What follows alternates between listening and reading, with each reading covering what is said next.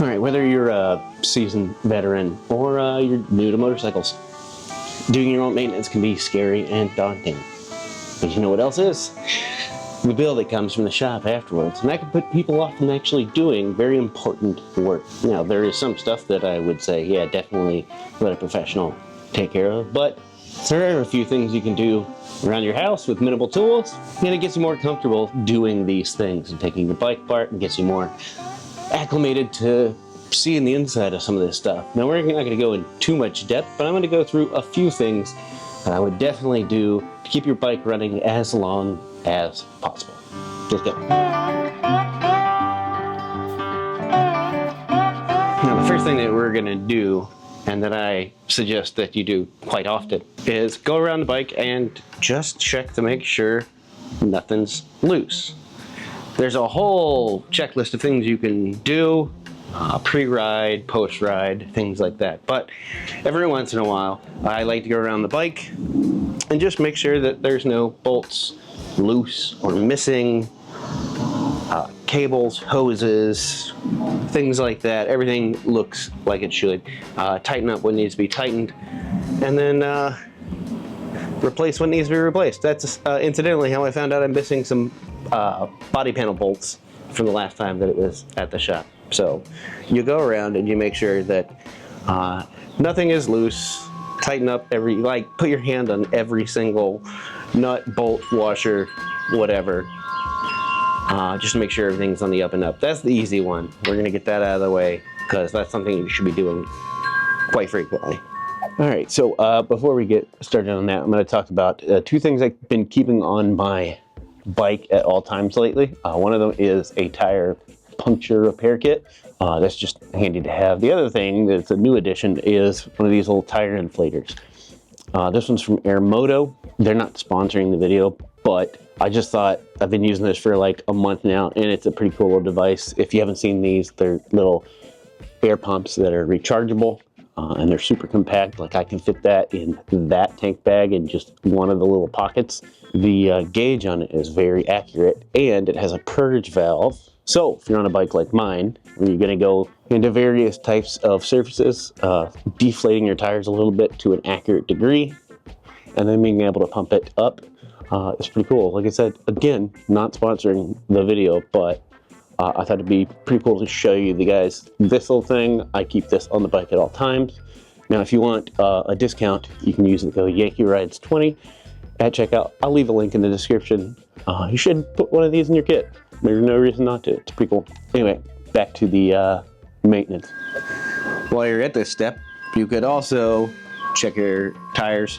Check them for wear, uneven wear, cracking, things like that. Also check the tire pressure. And since we're at the wheel, you can inspect the rotor, make sure that it's wearing properly, that your brakes don't need to be replaced, things like that. You can check your fork seals. Make sure that they look good and there's no fork fluid coming out of it, because that can happen. It's good to check these things because, as you can hear, some things get knocked loose. Bikes move a lot. They vibrate, they shake, they bump all over the road. Sometimes it bolts back out. But that, you just go and you do a once over all over the bike and make sure everything is tip-top shape. That's the easy stuff. And like I said, stuff you should be doing quite frequently. And now we're gonna open up the bike. Something that gets overlooked quite frequently is the air filter. Now, each bike is going to be a little bit different. Some are going to be a little bit more difficult than others. Mine happens to be pretty easy. But you can check your manual or, some online videos and find out how to get to yours, inspect it, see if it needs to be replaced, replace if it needs to be. Now, I happen to know that mine is getting close to need replacing. However, I'm not going to do it. Not today, anyway, so I'm going to wait. Because mine's so easy to get to that I can just pop a couple of these screws out and inspect it. Now, because my bike sees a lot of off-road, mine generally don't last as long as they did on my street bike. So I end up checking mine more frequently on this bike than I have on bikes in the past, because I get a lot of dust and sand on this thing. I'm a big fan of replacing them when you can with washable filters, because it means you have to replace it less frequently. But they haven't had them in stock for, I don't know, a long time now. And every time I go look, I don't find it for my bike. So I've had to go through a couple of filters, but it's really simple. This one shouldn't be scary at all. In my case, I just have to pop off the body panels.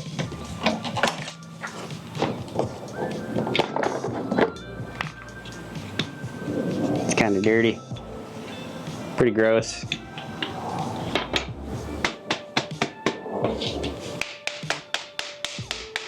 Get the majority of the crud off of it, in my case, until they have the K&N or any other washable filter, and then I'll replace it. All right, that was the relatively clean stuff.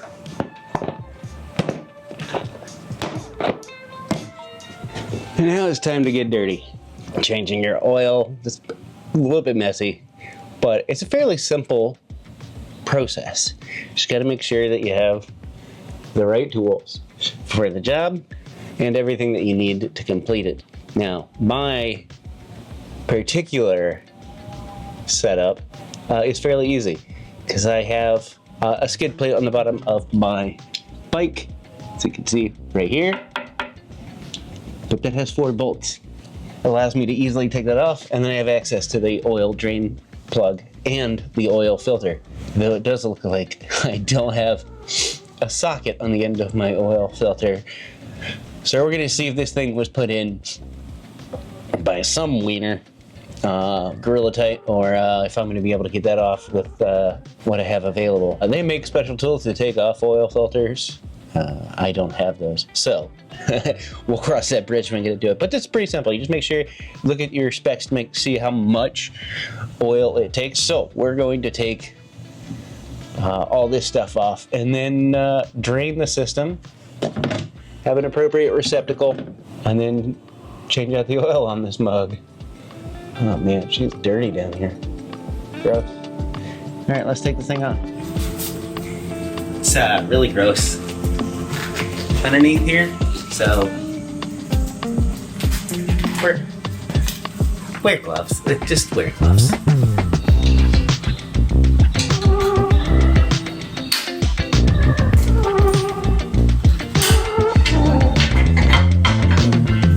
Why is that loose? Why is that loose?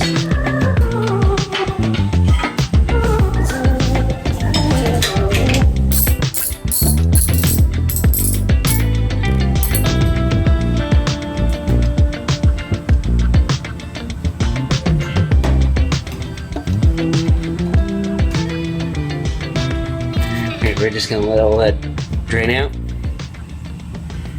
I'm going to inspect it while it's here. It looks dirty, but it doesn't look like it has any metal in it, so it should be good there. You didn't see it because I did it off camera, but there's a lot of stuff going on the other side. Let's take a look. Alright, so I was taking off my skid plate, and as soon as I took my skid plate off, the mount, which you guys can see is just dangling right here, has nothing connecting it in the front of the bike.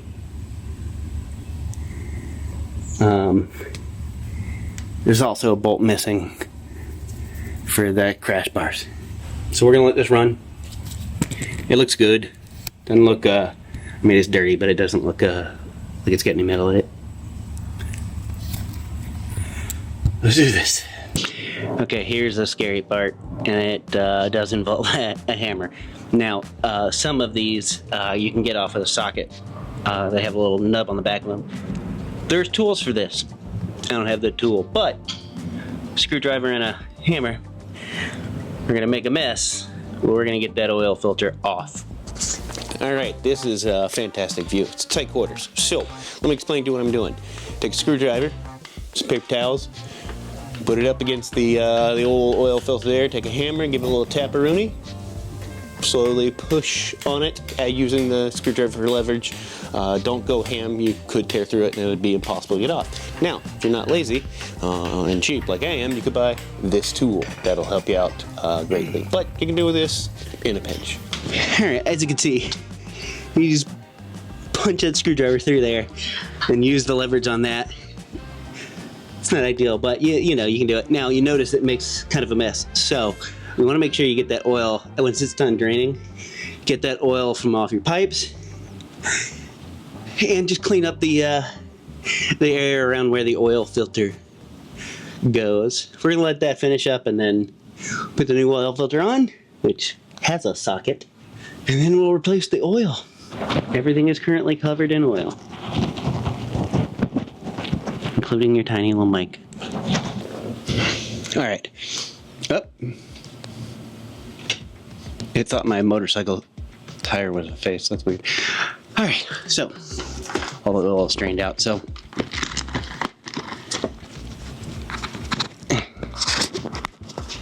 hands-free, baby. K&N filter. I like K&N. You can use whatever. Just be in the Olympics. This one has a little socket on it. Should make it easier getting it on and off. And, you know, O-ring built in. Just find the appropriate socket size. And then we'll put that on.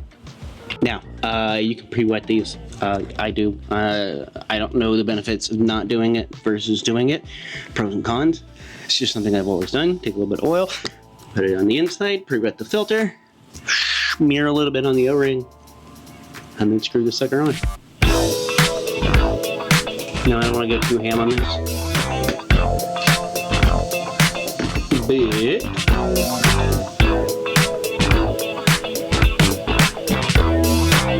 it's a little dark over here, so you'll have to excuse me.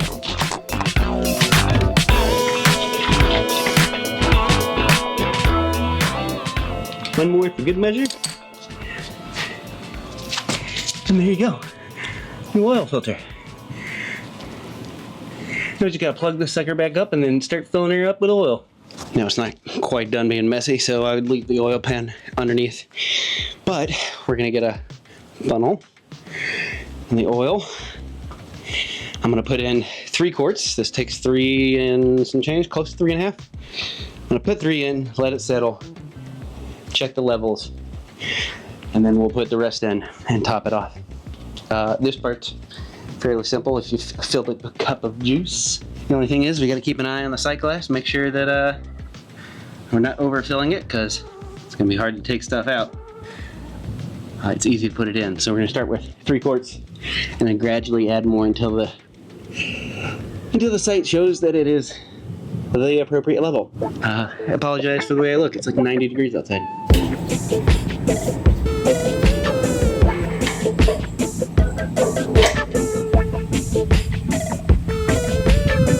Just gonna check, make sure nothing's falling out the bottom.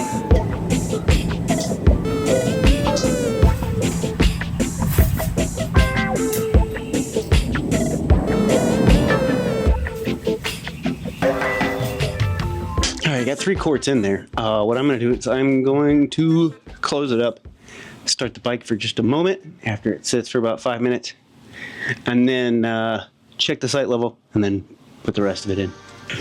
Alright, well, fun part over. Aside from the few issues that I found that I'm gonna have to address later, oil is changed. Sight level, it's like we're reading right in the middle, so should be good. I'm gonna button it back up, and then we're gonna tackle the thing I'm not looking forward to, which is the chain. It's a relatively easy process if you have the tools, but hey, we'll talk about that. Alright, this last one's gonna be a doozy because I don't have a lot of the tools that you need, but we're gonna replace this chain. It's long overdue. There's all sorts of tools to get these things off. Been known in the past to just take a hacksaw and cut it off. We're gonna break loose this rear axle and take the chain off that way. Move my adjusters forward a bit, and then try to get this new chain on. I got spoiled with belt drive on my last bike, but it's it's one of those things where like I forget about chain maintenance constantly. You should be part of your, you know, checks that you do every once in a while around the bike. Part of that should be inspecting your chain, adjusting the slack, and cleaning and greasing the chain.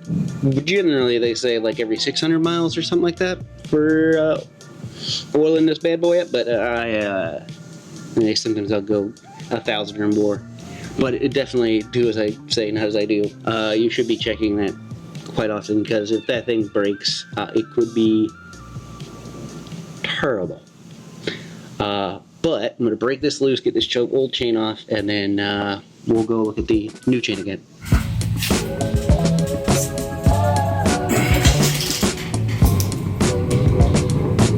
Alright, this fun tool is a chain breaker.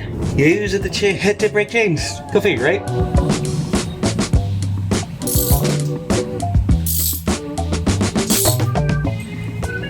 Boom! First time using that guy. Solid. Do recommend. They're pretty cheap.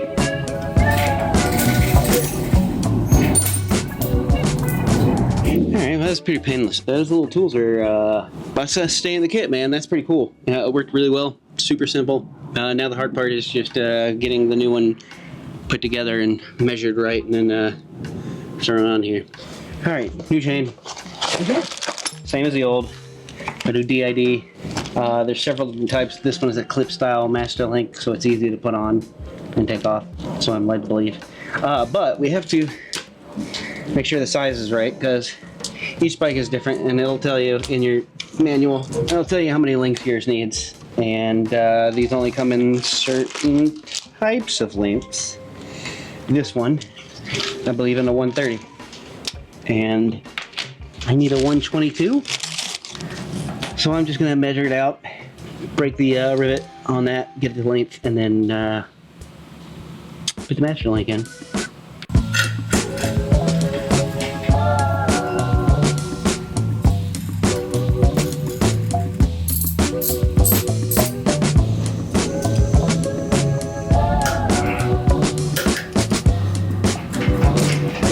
Alright, looks good. We just got to adjust the tension.